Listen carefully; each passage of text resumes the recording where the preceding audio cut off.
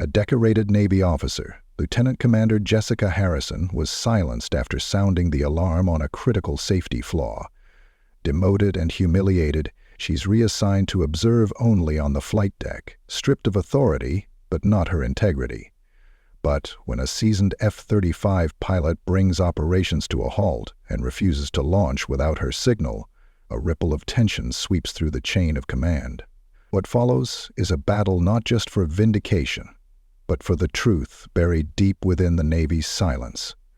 Could one woman's stand change everything? Let us know where you're watching from in the comments, and don't forget to subscribe, because tomorrow's story will challenge everything you thought you knew about loyalty, courage, and command. Jessica Harrison stood motionless in the shadows of the hangar bay, the thrum of jet engines vibrating through the soles of her boots. She didn't move. She didn't blink. She simply watched. And they made damn sure she knew that's all she was there to do. Observe only. That was the exact phrase, written in cold, bureaucratic gray across her reassignment orders, signed by men who had never once stepped onto a flight deck, with wind slicing across their face and afterburners threatening to tear skin from bone. The words were meant to humiliate her, and they did. She had once held command over a dozen diagnostics officers, her word enough to ground an entire squadron if safety protocols were off by a decimal. Now, she was relegated to the periphery, standing behind bright orange caution lines like an intern on a tour. No clipboard, no headset, no input, just eyes, just silence. She didn't forget what they took, but more than that, she didn't forget why they took it. Jessica had warned them. She warned them about the cascading logic fault, an obscure but potentially catastrophic bug in the flight control systems of the new F-35 variants. She hadn't even raised hell. Not at first. Just followed the procedure, filed the report, forwarded the data to flight safety, spoke quietly in meetings where her credentials should have spoken louder than any man in the room. They ignored her. Then they punished her. She remembered the closed-door meeting. Admiral Charles Weatherby seated across from her, his steely expression flickering between irritation and dismissal. He never raised his voice, never needed to. Not when the system could make someone disappear without even raising a single decibel. "We appreciate your vigilance, Lieutenant Commander, but your concern has been addressed." "It hasn't," she had said, firm but calm. "The system misinterprets rudder feedback above 35,000 feet, under pressure divergence. It can. That will be all." She had known then. Knew it in the way he folded her personnel file and slid it to the corner of the table. Knew it in the subtle nod he gave to the aide standing behind her. Knew it when, hours later, she received reassignment papers, placing her under the authority of the ship's deck crew.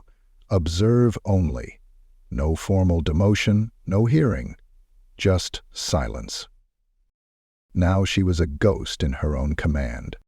The deck was alive with movement. Yellow shirts waving signals, fuel lines hissing under pressure, exhaust washing over the tarmac like invisible fire. Pilots moved with precision, visors down, egos up, unaware, or pretending not to be, that the woman watching from 10 feet away used to teach safety briefings to men twice their rank. Jessica kept her arms folded, her back against the bulkhead wall. She had memorized every face in the hangar.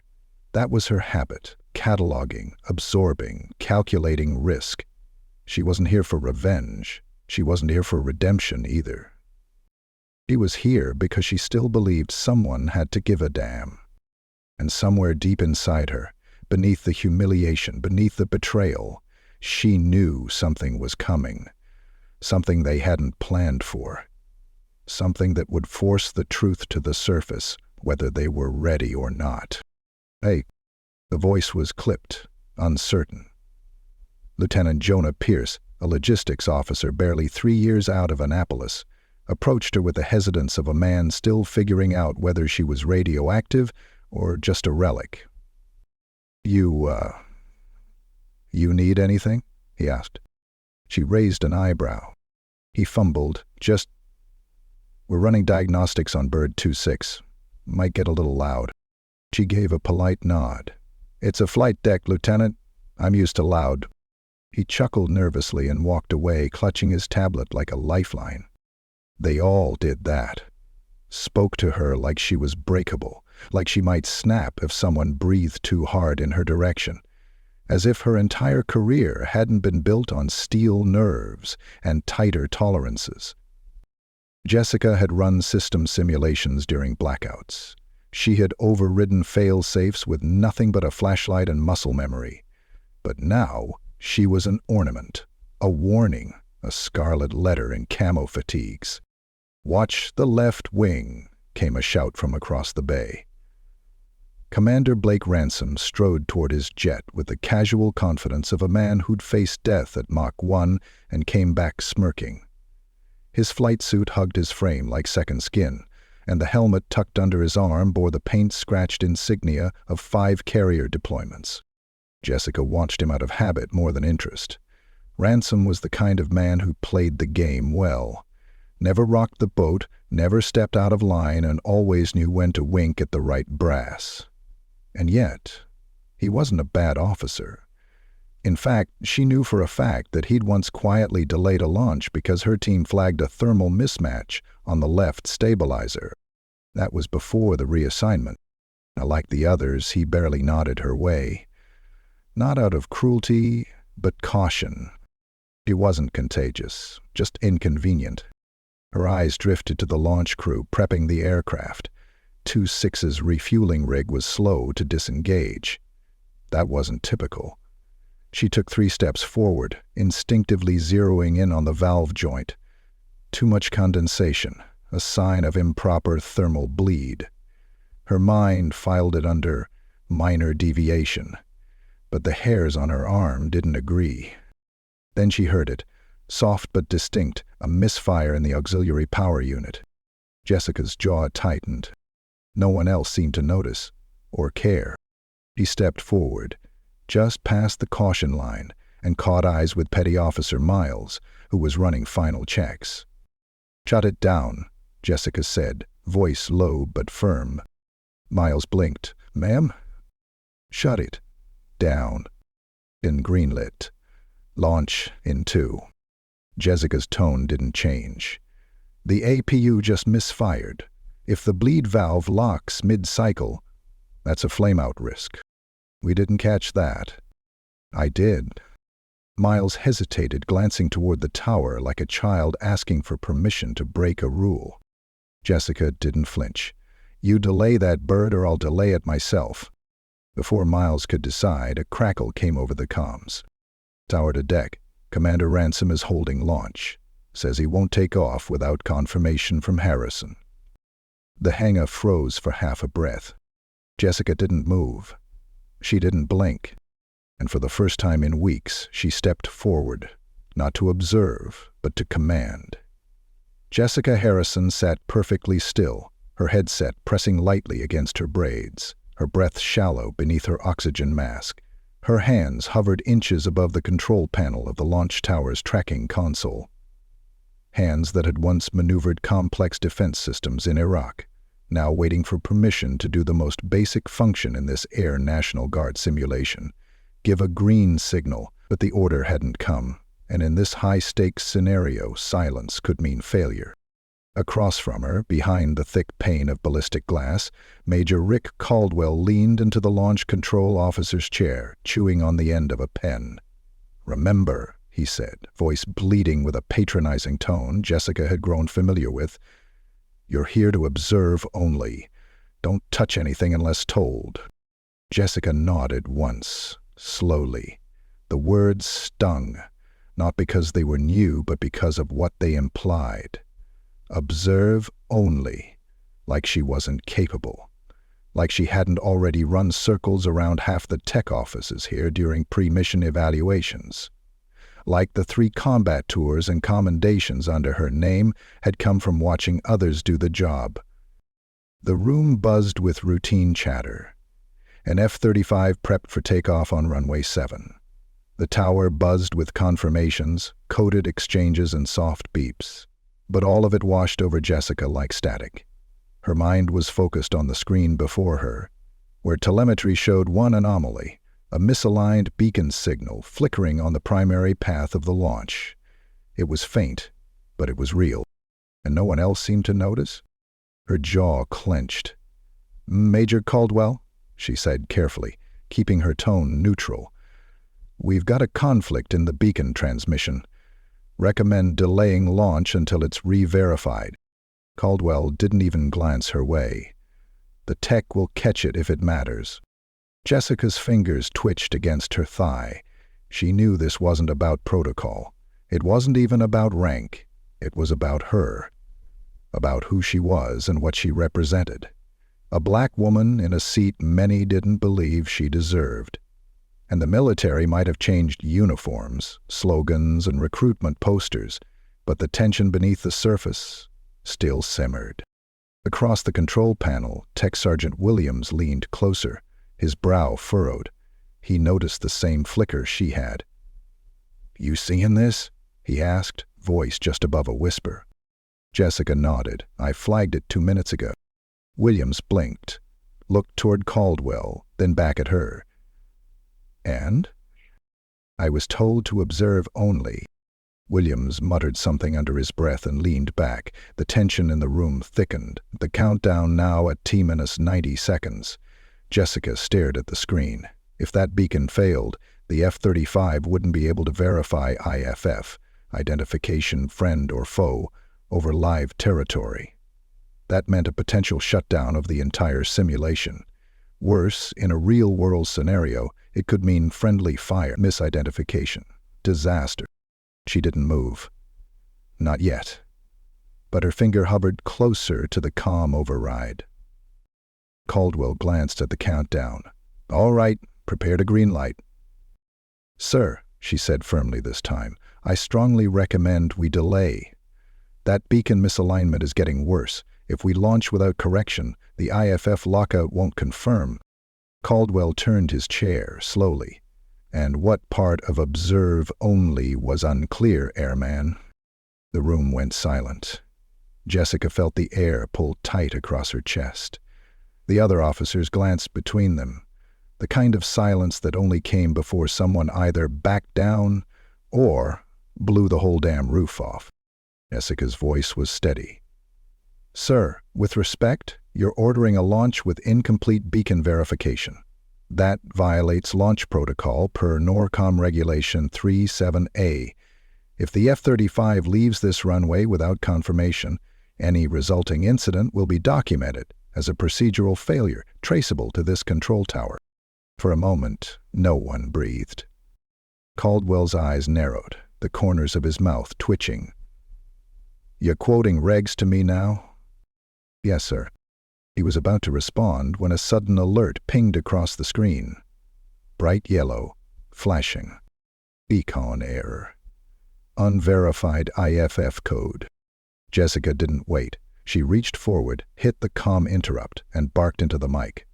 "Tower to Eagle 1, hold launch. Repeat, hold launch. Beacon interference confirmed. Do not proceed." The pilot responded with a crackle of relief in his voice. "Tower, copy that. Holding." Caldwell shot to his feet. "You just overrode my command." Jessica stood too, spine straight, eyes level with his. "I just prevented a protocol violation and a possible national embarrassment." Silence again. Then Williams said, almost to himself, "She's right, sir. The signal glitched out. Pilot would have launched blind." The confirmation was the final domino. Caldwell turned red, not just with anger, but humiliation. The room had already shifted. What was a room of indifferent officers moments ago had become a silent gallery, watching one truth unfold. Jessica Harrison had been the only one paying attention, but she had been told to stay quiet. The tension finally broke with the voice of Lieutenant Sato from Logistics, her tone hesitant but direct. "We need to reset the beacon. Flight ops will need 15 minutes. Jessica didn't sit back down. She knew the moment had passed. and something had shifted permanently, not in rank, but in respect. Major Caldwell didn't say a word. He didn't have to. The whisper went around the base in less than an hour. By lunch, everyone knew. Jessica Harrison had called off a launch to prevent a tech failure everyone else missed. Some said it was luck, others that she'd overstepped. But among those who mattered, those who worked with her day in, day out, they knew the truth. She wasn't just observing, she was protecting them all. And sometimes protection doesn't ask for permission, it demands action. RAP 226 launched without incident, but the conversation didn't end there, not by a long shot. The delay had rippled through the hangar like a thrown wrench in the gears, silent on the surface, but grinding beneath. Nobody said Jessica's name out loud, but everyone knew. She had overstepped. She had overridden. And worse, she had been right. Chief Warrant Officer Dana Miles was the first to confront it. Not in an official reprimand, not even directly, but with a series of pointed silences. That morning, Jessica's workstation had no updated schematics. Her seat at the briefing was accidentally removed from the manifest. Maintenance logs she normally had clearance to view were suddenly restricted. Nobody called her out, but every corner she turned reminded her she wasn't one of them. She walked through the hangar like a woman wrapped in glass. Everyone could see her, no one touched her, and certainly no one spoke to her unless they had to. Jonah Pierce was the only one who broke that pattern. He found her in the coffee alcove near the refueling storage room, fiddling with the busted drip machine that always leaked from the side. "I saw what happened yesterday," he said, eyes darting to make sure no one was in earshot. Jessica didn't look up. "Saw or heard about?" He scratched his neck. "Both. You did the right thing, even if Caldwell won't say it." Jessica poured 2 fingers of burnt coffee into a chipped mug. "Doing the right thing doesn't get you very far around here." "It should." She gave him a sideways look. There was youth in his voice, hope. She remembered when she still had that too, before she learned how quiet a room can be when your truth makes people uncomfortable. Back on the flight deck, Raptor 3-2 was prepping for a test cycle. Jessica had been assigned to observe the telemetry handoff between airborne command and shipboard systems, a dull, bureaucratic task, but one she took seriously. And today, the data feed was off by 0.07 seconds. Nothing major, but she flagged it. This time, no one responded. She flagged it again. Still silence. Only after she walked the report in person to the system's control station did anyone review it, and when they did, the tech, "Corporal Hightower," looked annoyed. "It's probably a buffer delay," he muttered. "We'll fix it later." "Later doesn't work at 30,000 feet with weapons live," she replied evenly. He sighed and made a note on his pad, more to get her off his back than from any genuine concern. Jessica turned and left. She'd made her point, but she knew what he'd do. Mark it low priority and move on. Until it broke something. She found herself standing near the starboard bulkhead, away from the foot traffic, watching the sun beat down on the carrier's flight deck through the hangar bay's open slats. The ocean shimmered in the distance. Beautiful, indifferent.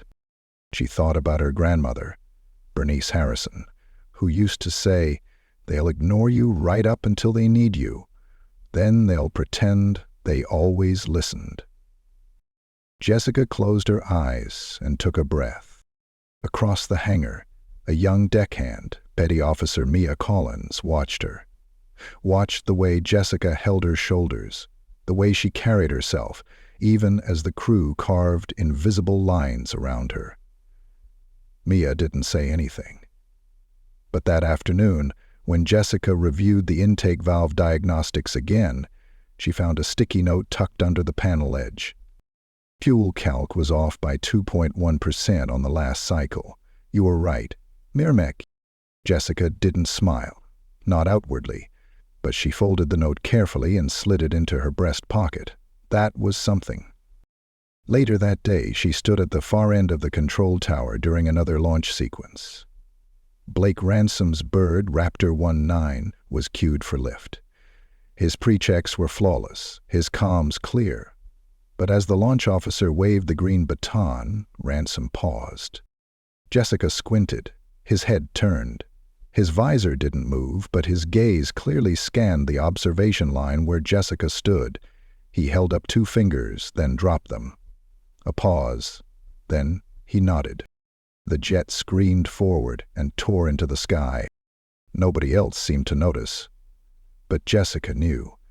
That delay wasn't equipment. That was him waiting. For her.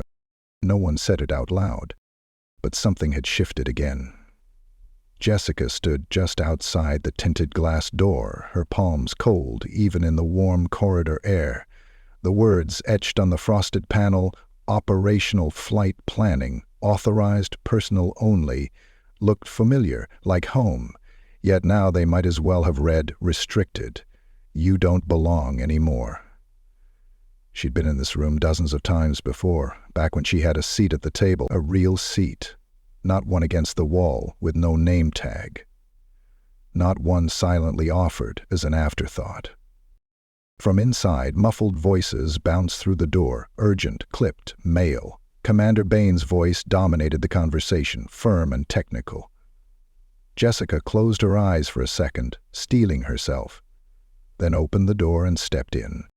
Every conversation paused for a millisecond. A pause no one acknowledged but that hung heavy in the air. Heads turned just slightly. Then just as quickly, people turned back to their laptops, their folders, their tablets. The unspoken rule was already in place. Pretend she's not here, and maybe she'll stop showing up. Jessica moved to the end of the room, standing behind the last row of chairs, not bothering to sit. No one had saved her a seat. No one had even nodded at her entry. "LT. Commander Harrison," said Bain at last, his voice dry, eyes barely flicking in her direction. "You're welcome to listen in, of course. Observation only, as per Admiral Linwood's standing orders." His voice had the politeness of a razor blade. Jessica gave a respectful nod. "Understood, sir." The conversation resumed, and Jessica listened, absorbing the intel updates, maintenance schedules, and strike protocols being reviewed. The day's mission was straightforward, a coordinated multi-aircraft systems test involving 2 F-35s, one of them piloted by Commander Ethan Rourke, the Navy's Golden Boy, and a simulated adversary scenario using unmanned aerial decoys. Jessica already knew the mission profile. She'd helped develop the software integration for the weapons systems being tested. But her name was no longer associated with that code in official documentation. Ever since her memo about potential target lock instability had been reassigned for review, her access to technical meetings had been systematically throttled. Now she stood there, a mind sidelined, a voice muted, while they debated system behavior she had personally helped calibrate. And every time her lips parted to offer context or correction, she stopped herself. Bain wasn't bluffing. Any deviation from observe only would be a violation. That was what they were waiting for. A slip, a reason to make it official, to ban her entirely. Across the room, Rourke caught her eye just once, a flicker. Then it was gone. 15 minutes in, Commander Avery, the flight systems specialist, brought up the telemetry fault warning they'd seen the previous week. "We're still getting minor ghost telemetry on Channel G, but engineering says it's below threshold. Nothing we can't clean post-flight." Jessica blinked. That wasn't nothing. The ghost data meant misalignment in the fire control system under specific combat loads. She documented it herself, the exact issue the memo had flagged. No one raised it. Bain moved to the next agenda item. Jessica remained still, hands clenched behind her back. Her fingernails dug into the soft part of her palm. "Unless anyone has objections," Bain said, "we're proceeding with the test sequence as briefed." Launch at 0800, weapons live status enabled for Phase 3. Jessica's breath caught in her throat. Weapons live. She wanted to speak. Her heart pounded in her chest like a drum line, warning her, say something. But she'd seen this playbook before. The moment she raised her hand, Bain would shut it down, turn it into insubordination. She would be escorted out, written up, and this time, maybe for good. She kept her mouth shut. The meeting adjourned. Everyone stood. Jessica lingered, waiting for the others to file out. When Bain finally brushed past her toward the exit, he didn't even look her way. She exhaled slowly and exited behind him. The hallway outside was brighter than the room, but it felt colder somehow, lonelier. She walked past the comm center and paused near the squadron operations desk. Petty Officer Shaw, the desk supervisor, glanced up. His expression softened. "Ma'am," he said quietly, "you okay?" Jessica nodded, but it was a lie, just absorbing. He looked like he wanted to say more, but thought better of it. Instead, he slid her the manifest sheet for the flight, quietly. "I made sure your name stayed on the observer list," he whispered. "They tried to pull it last night." Jessica's brow furrowed. "Who?" "Someone from engineering. Didn't leave a name. But you're still cleared for flight deck presence during launch." "Thank you," she said. She meant it. More than he probably realized. As she turned to leave, Shaw added, "LT Harrison? Commander Rourke asked if you'd be on deck this morning." She looked back. "He did?" Shaw gave a quiet nod. Said he wanted the sharpest eyes watching his six. His words. Jessica stood there for a moment, unsure what to do with that. Rourke had always been professional, distant even, but if he was asking for her now, after all this, maybe he knew something too.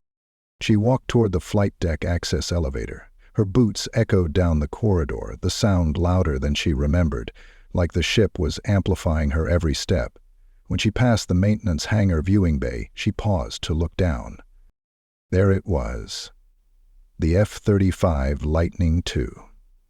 Sleek. Black. Coil like a panther ready to leap. She stared at it through the glass. Not at the weapon it carried, not at the fuel load or the stealth profile. She looked at the antenna. The one that transmitted target telemetry back to the pilot. The one that sometimes, under very specific conditions, glitched under target overlap conditions. And no one had fixed it. At least, not yet. "Ma'am?" A junior ensign had appeared beside her, eyes uncertain. "You heading to the deck?" Jessica turned from the glass. "Yeah," she said. "Let's get this over with." They rode the lift in silence. When the doors opened onto the deck, the air smelled like salt, fuel, and tension. The hum of readiness filled the space, a ballet of precision and pressure. Deck crew moved like dancers, with deadlines, yellow vests darting between jets, shouting hand signals, checking lines, running diagnostic. Jessica stepped out, scanning the crew, then the aircraft being prepped for launch. Then her eyes locked on him. Rourke, already suited up, helmet in hand, standing beside his aircraft, talking with the crew chief. He turned, saw her, and this time the nod was deliberate. She nodded back. Whatever came next, she wouldn't be invisible. Not today. Jessica sat in the darkened corner of the berthing area, the hum of the ship's ventilation system doing little to silence the roar in her head. The day's events hadn't just bruised her pride. They'd reopened old wounds that had never quite healed. Her hands, calloused from years of work and flight deck grit, were clenched tightly on her lap. Each knuckle shone white beneath the skin. She'd been here before. Not on this ship, not in this situation, but in the same emotional space. Misjudged, overlooked, sidelined. And yet again, she'd remain professional, silent when others would scream. The silence wasn't weakness, it was control. But control didn't mean it didn't hurt. The door hissed open behind her, breaking the stillness. Light from the corridor spilled in briefly as Petty Officer Mia Collins stepped in, her posture unusually stiff. Jessica straightened. Collins, always brisk but respectful, hesitated for the first time Jessica could remember. "Ma'am," Collins said quietly, eyes darting to the hallway. "May I speak freely?" Jessica nodded, motioning for her to sit. Collins glanced over her shoulder, then moved to the edge of Jessica's bunk. In her hand was a small folded sticky note. Her thumb rubbed it nervously. "I found this," she said, voice low. "Taped under the launch console. Your console. It wasn't there this morning." Jessica took the note. Her name was scrawled across the front in a hurried hand she didn't recognize. She unfolded it. The message inside was short.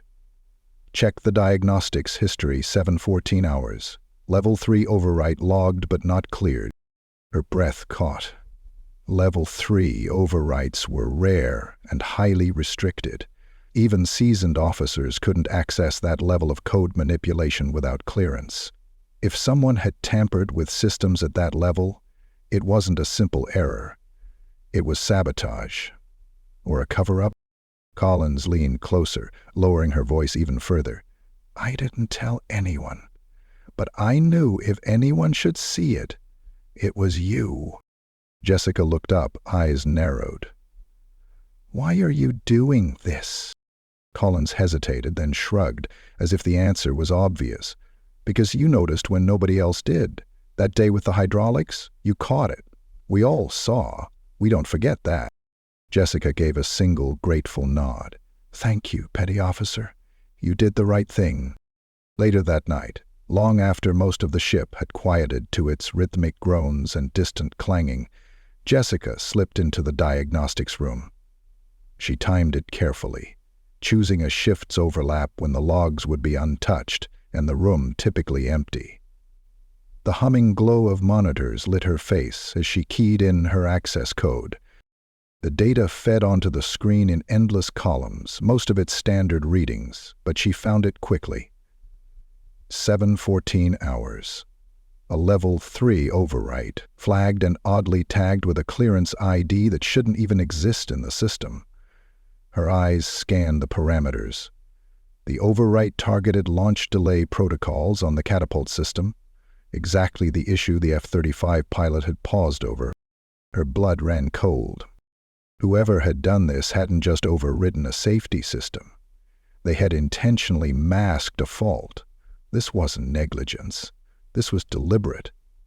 And now someone was trying to make her seem like a paranoid obstructionist for noticing.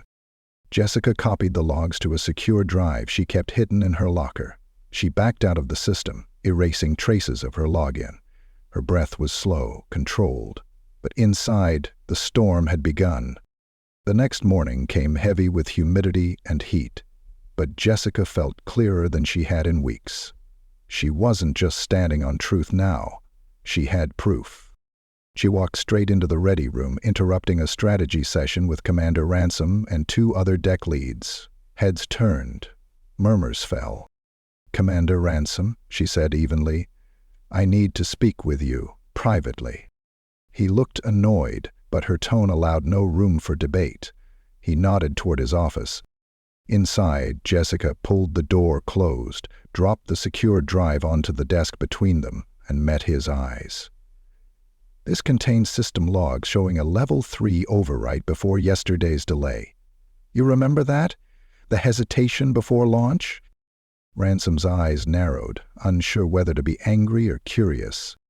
"There shouldn't be any level 3 access tied to that system," she continued. "But there is. And someone tried to bury it." Ransom didn't touch the drive, but leaned forward, brow furrowed. "What exactly are you saying?" "I'm saying the pilot was right to hesitate. The system was tampered with, and I was right to call it out before someone launched on a compromised catapult." He sat back, exhaling slowly. "Why bring this to me?" "Because you're next in command, and if we don't escalate this, it won't stop. The next failure could cost lives. Ransom stared at her.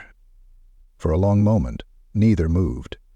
Then, slowly, he picked up the drive. "I'll look into it. But if this blows back—" "It already is," she said. "On me." Later that day, Ransom brought her into a follow-up session. Not just a token appearance, but seated next to him. She noticed the shift in the room immediately. Some of the junior officers sat straighter. A few side glances held the weight of respect they hadn't offered before. Then, during the review, Admiral Weatherby himself entered. Jessica stood instinctively, back straight.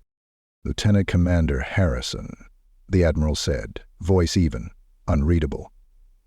"I'd like a word. Walk with me." As they stepped into the corridor, the Admiral's tone remained steady, but something in his eyes flickered.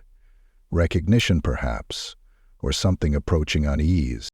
"I reviewed the file," he said, "and the logs, and the chain of events leading up to this mess." Jessica said nothing. She had learned silence could speak louder than any plea. "You were silenced," he said bluntly. "That shouldn't have happened. The system failed you." Jessica turned to him, expression still, but her eyes blazed. "No, sir. People did." He nodded once. "We'll discuss corrective action." They parted ways at the corridor junction, but something had shifted. Not just in command, in the air, in the way the ship moved beneath her boots.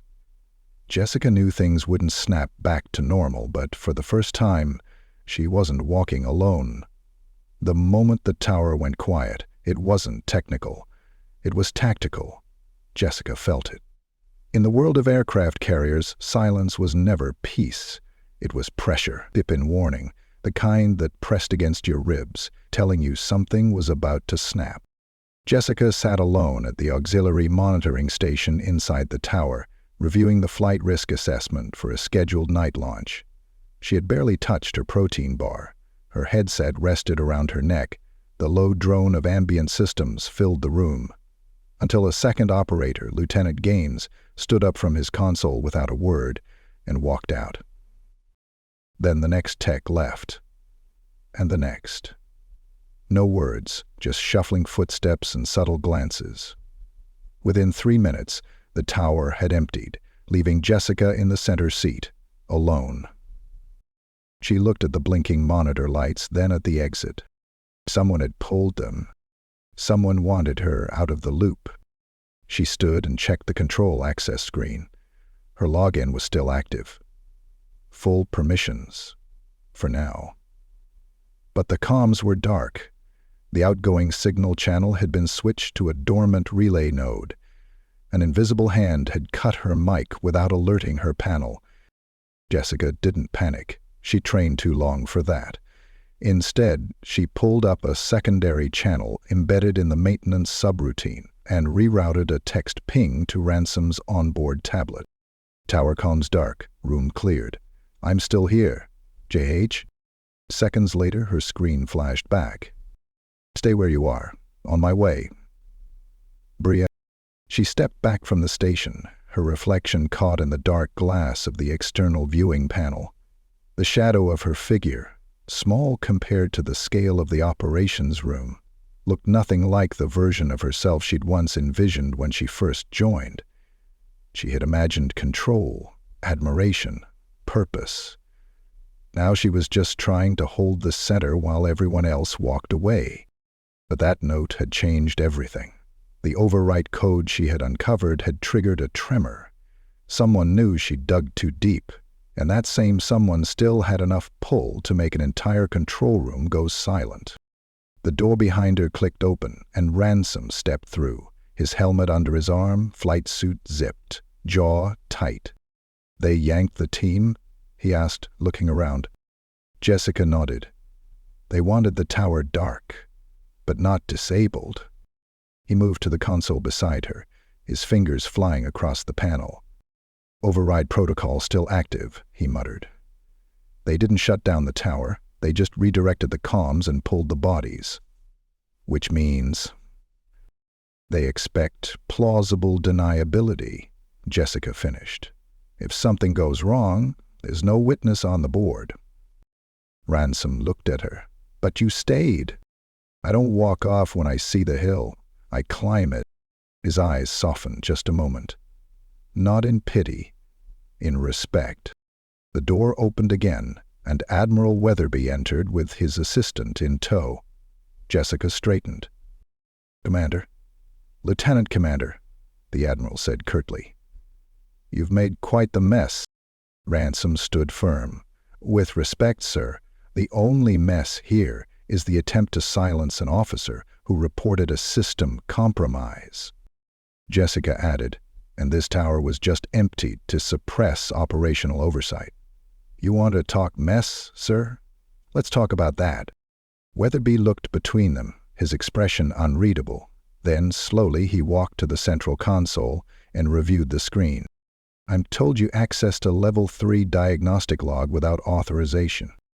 I accessed a system fault, Jessica corrected. The one that nearly launched Raptor 2-9 with a delay code failure. The overwrite masked it. I had reason to investigate. Ransom stepped forward. She prevented a catastrophic launch. You have the logs, sir. You know she's right. The Admiral was silent for a long moment, then turned to his assistant.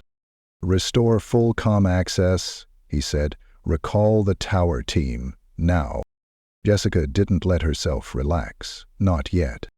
But slowly, one by one, the lights on her console flickered back to life. Communications returned. Station pings reactivated. Outside, deck crew began moving again. The Admiral turned to her. You'll receive formal notice. Until then, resume your post. He exited without waiting for acknowledgement. Jessica sat slowly, her hands returning to the control panel. Around her, officers filed back into the room, avoiding her eyes but occupying their stations once more. Ransom leaned in close. You just made a lot of enemies, Jess. I'm not here to make friends, she replied. I'm here to keep pilots alive. He nodded, then left her alone in the chair. She exhaled for the first time in hours. That night, as the deck cooled under the stars and the roar of jet engines thundered back to normalcy, Jessica watched the launch of Raptor 3-2 from the upper gallery. The jet lifted perfectly. No delays, no failures. Clean execution. Collins appeared beside her, quiet as always. They're saying you're trouble, she whispered. Jessica smiled slightly. Good. Maybe next time, trouble gets listened to the first time. And for the first time since she'd been reassigned to observe only, Jessica Harrison was no longer a passive figure on the sidelines. She was the fulcrum, and the tower would never fall silent again. It was just past 500 when the intercom buzzed Jessica's quarters, waking her with a sharp static click and the voice of Petty Officer Shaw. Lieutenant Commander Harrison, report to Flight Deck Control, immediate, full gear. There was no explanation, no additional orders, but her instincts told her everything she needed to know. It wasn't just another check. Something was shifting, and this time, it might not be a warning. By the time she climbed to the top of the tower stairs, the sky was still draped in blue shadows, but streaks of dawn stretched low across the ocean horizon. The deck lights blinked beneath the first signs of morning, and aircraft glistened with dew. Inside the control center, Commander Bain stood to the side, silent. Beside him, Admiral Weatherby, and in the center of the room, facing the large tactical screen, was Admiral Linwood himself. Jessica hadn't seen him in person since the academy. She entered briskly, saluted. Linwood turned. Lieutenant Commander Harrison, at ease. She relaxed only slightly. We have reviewed your actions. Not just from this past week, Linwood said, but the last 7 months. The memos, the diagnostics, the reports that should have been followed. Jessica felt her pulse slow in an unfamiliar way. like her body was preparing for a blow that might never come. Linwood gestured toward the side of the room, where another officer stood, a young woman in her 20s with tight curls under a yellow deck cap and eyes wide with nerves. Petty Officer Collins submitted a signed letter last night, citing you as the officer who trained her and many others in telemetry variance detection. She claimed, quote, "Lieutenant Commander Harrison taught me more in 1 week than all my orientation instructors combined." Jessica blinked. Collins had never even hinted at that. Linwood continued. 10 other crew members signed the same letter, deck, tech, and logistics. They say you rebuilt trust in a system that failed them. Bain's jaw shifted, but he remained silent. Weatherby spoke then, his tone measured. "Based on these accounts and confirmed performance evaluations from your previous command, we are reinstating you to full operational status, effective immediately. You are reassigned as Flight Systems Senior Advisor for upcoming Phase 2 trials." Jessica stood straighter. "Additionally," Linwood said, pausing to let the words land, "we are issuing a formal letter of commendation for preventing what could have been a catastrophic systems failure. Your warning was not only valid, it was decisive." She opened her mouth to speak, but couldn't find words. Linwood smiled gently. "That's not all. You're being offered command of the Systems Readiness Team for the upcoming joint operation with NATO partners next quarter. If you want it." Jessica exhaled slowly. "I want it," she said, voice low but clear. Bain looked like he might object, but Weatherby cleared his throat. That was enough. By sunrise, word had traveled across every hallway, deck, and operations room. Jessica Harrison had been reinstated. Fully. The shift was palpable. Crews saluted her not out of obligation, but respect. Technicians approached her with real questions. Officers nodded with acknowledgement, not avoidance. Collins met her on the way out and handed her a small patch, stitched with the silhouette of an F-35 and a heartbeat line underneath. "Made it last night," Collins said shyly. "Didn't know if I'd get the chance to give it to you." Jessica smiled for the first time in weeks. By late afternoon, she was on the flight deck for a final systems check before the next round of drills. Rock taxied in, unlatched his helmet, and climbed down to meet her. "Heard the news," he said. "About time." "Took a while," she said. "Worth the wait?" Jessica looked across the deck. The engines, the rising confidence, the acknowledgement. "Yes," she said. It was. The PA system crackled to life. "Attention all personnel, commencing readiness drill in 15. Clear decks." As crew scattered, Jessica turned back toward the hangar, her steps solid, her voice clear into the comms. "Control confirm beacon alignment. Let's run it clean. No ghost signals today." A response came back instantly. "Copy that, Commander Harrison." No hesitation, no corrections, no caveats. "Is her name?" Said right. Said with respect. And this time, finally, with the authority it deserved.